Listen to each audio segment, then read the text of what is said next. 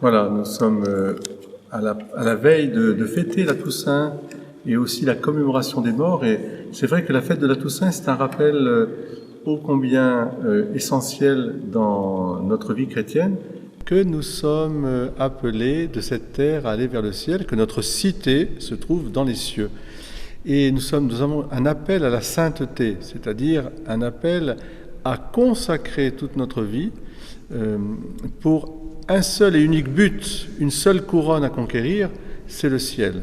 C'est ainsi que s'exprime d'ailleurs saint Paul en comparant notre vie à une course du stade avec Dieu sait si j'aime le sport et tout ce qui l'entoure, et en disant que tous ceux qui s'entraînent pour une couronne qui passera, eh bien nous devons nous entraîner. C'est déjà beau, c'est déjà avec beaucoup d'efforts, mais nous devons nous entraîner sans relâche à conquérir la couronne impérissable, celle que nous donnera Jésus si nous avons été fidèles justement à la foi, l'espérance et la charité.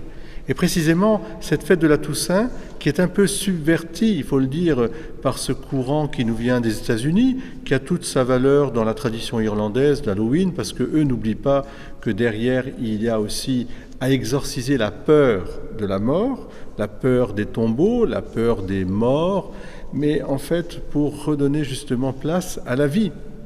Eh bien, en Europe, cette fête d'Halloween, elle subvertit la fête de la Toussaint, ce qui fait qu'on a, comme d'une certaine manière, paganisé la fête de la Toussaint. Je vous rappelle que la fête de la Toussaint, c'est d'abord de se réjouir de cette cité du ciel, de cette maison de Dieu, de cet arbre de vie, vers lequel nous aussi nous croissons, nous grandissons pour atteindre la perfection du corps du Christ. Ce ciel, il est aussi un avertissement quelque part, c'est pour nous dire à quoi sert à l'homme de gagner l'univers s'il en vient à perdre son âme. Donc qu'est-ce que nous faisons de notre âme?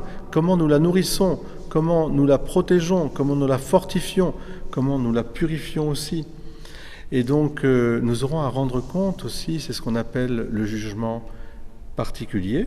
Dieu laissera une lumière incandescente éclairer notre conscience, et ensuite nous irons là où, je dirais, le poids de notre âme nous entraînera. Espérons-le dans la charité la plus intense, que nous puissions voir Dieu face à face, dans une charité qui a besoin d'être purifiée, et à ce moment-là, c'est ce qu'on appelle le purgatoire, et il est bon de prier pour nos défunts. Priez, nous dit la Vierge Marie, priez. Et Sainte Faustine, le cœur de Jésus, lui dit aussi, amène-moi les âmes des défunts, plonge-les dans ma miséricorde. Prions, c'est le moment de prier pour nos défunts.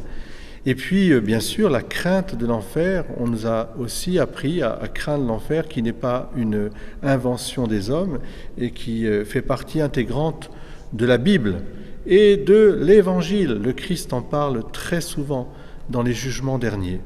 Donc vous voyez, c'est quelque chose à la fois de sérieux, mais qui doit être vécu dans le ciel, avoir la dévotion au ciel. Il ne faut pas avoir la dévotion à l'enfer, et encore moins la crainte et la dévotion de l'enfer, mais il faut avoir la dévotion du ciel.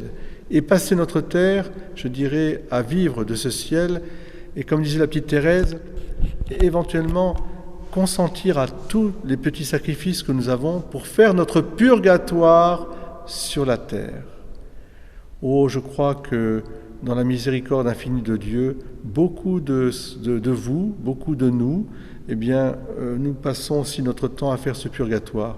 Quand je vois le courage des parents, des grands-parents, quand je vois le courage aussi des époux, ou des époux meurtris et qui se pardonnent les uns les autres, les enfants, les petits-enfants, quand je vois ce courage aussi du travail, le courage aussi face à la maladie et aux épreuves, je me dis que oui, il y a vraiment une espérance qui grandit dans le cœur des hommes.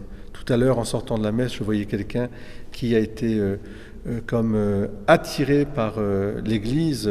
Il a retrouvé le sens de l'Église et il a retrouvé le sens justement de cette miséricorde dans la prière. Alors, pour moi, le message de la Toussaint, c'est que d'abord le ciel prie pour nous et intercède pour nous. Le message du 2 novembre de la commémoration des défunts, c'est que c'est à nous, ici-bas, à prier pour nos défunts. Et au bout du compte, eh bien, Dieu prie pour nous, intercède pour nous aussi, et écoute nos prières et il les accueille. La prière, eh bien, qui a la prière, je dirais, a tout d'une certaine manière parce qu'il se relie à Dieu, il se relie à Jésus, il se relie à la Vierge Marie, il se relie aussi à nos proches, à la famille. La prière, c'est voilà, la porte, le verrou qui va ouvrir la porte et aussi le verrou qui fermera la porte de l'histoire de notre vie.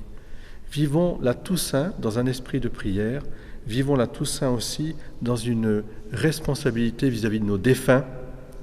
Prions pour eux, faisons dire des messes pour eux, car la messe est le sacrifice du Christ qui s'applique sur les âmes pour les sauver. Et puis, je dirais, ayons la spiritualité du ciel. Vivons vraiment notre terre dans la spiritualité du ciel. Notre cité se trouve dans les cieux. Amen. Bonne fête de la Toussaint à tous.